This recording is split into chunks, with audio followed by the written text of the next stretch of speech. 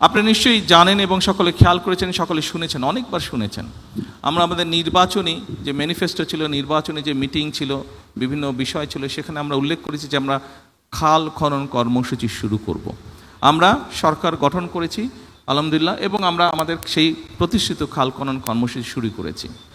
2-3 দিন আগে একজন সাংবাদিক এক জায়গায় বলছে বিএনপি খাল খনন কর্মসূচি শুরু করেছে, এটি তাদের একটি রাজনৈতিক প্রোগ্রাম, এই কোথাও কোনো হিসাব নেই, কিছু না, এটা করতে হবে বলে করেছে।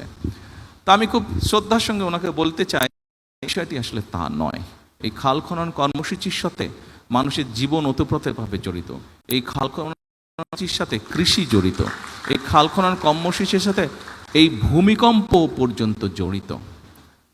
সম্মানিত উপস্থিতিবৃন্দ, আমরা গত 20 বছরে যে পরিমাণ পানি নিচে থেকে টেনে উপরে তুলেছি, আমাদের ব্যবহার করেছি, এই পরিমাণ পানি যদি আজকে থেকে, বিশেষ করে বর্ষার সময় যে অতিরিক্ত পানি আসে, সেটিকে যদি আমরা ছড়িয়েও দেই, মিনিমাম 20 বছর আরও লাগবে সেই যে শূন্যস্থান পূরণ হতে, অর্থাৎ মোটামুটিভাবে রিচার্জ হতে।